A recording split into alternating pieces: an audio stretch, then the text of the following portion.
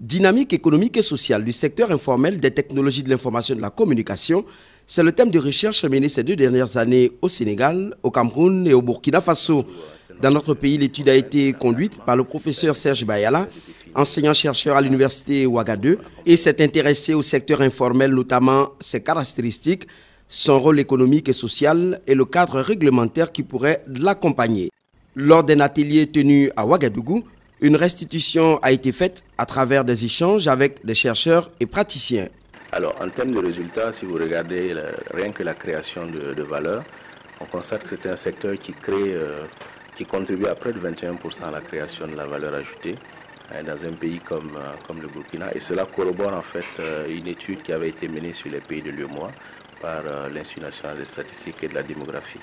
Un autre résultat fort de cette recherche, c'est qu'il y a une volonté des acteurs à vouloir aller vers une certaine formalisation, ce qui peut éventuellement, sous un certain nombre de contraintes et d'encadrement, permettre aux législateurs de définir un cadre pour accompagner ces entreprises créatrices d'emplois et qui permettent de réduire un tant soit peu la pauvreté et le niveau du chômage dans notre pays.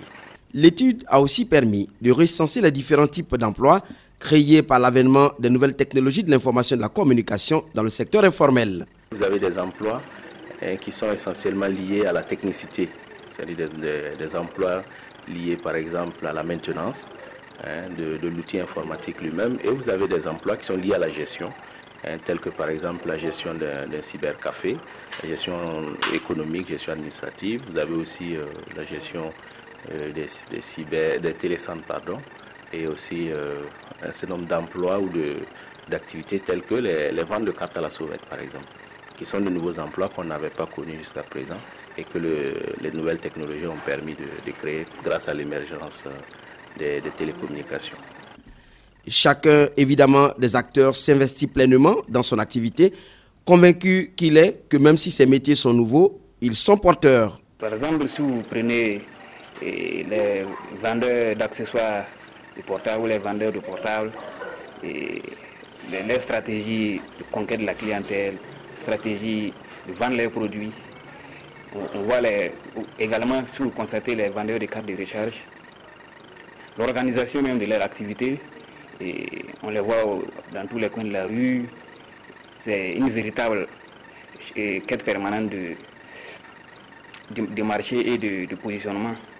Donc ce dynamisme-là fait que, contrairement à ce que les gens peuvent penser, certains acteurs sont vraiment très dynamiques. Un dynamisme qui, une fois structuré, pourrait contribuer à l'économie nationale. L'étude a surtout permis de savoir que les acteurs eux-mêmes aspirent à une organisation de leur secteur. Contrairement au secteur informel classique, nous avons pu relever que les acteurs ont une velléité, une volonté à vouloir aller vers la formalisation. Et cela permettra sans doute à l'État, en termes de fiscalité, de pouvoir faire rentrer plus de ressources et également de pouvoir mieux structurer le secteur vers une émergence, pourquoi pas, d'une industrie de nouvelles technologies. Vous avez le cas par exemple de Bangalore en Inde, où aujourd'hui c'est la référence mondiale en matière de logiciels. Pourquoi pas un Bangalore Prime au Burkina, ou disons un Ouagadougou pour être plus simple, où on verra peut-être une industrie émergente de développement des services liés au TIC. L'atelier de restitution des résultats de l'étude s'est tenu au Centre de formation continue d'études et de conseil en nouvelles technologies au siège de l'association Yampokri.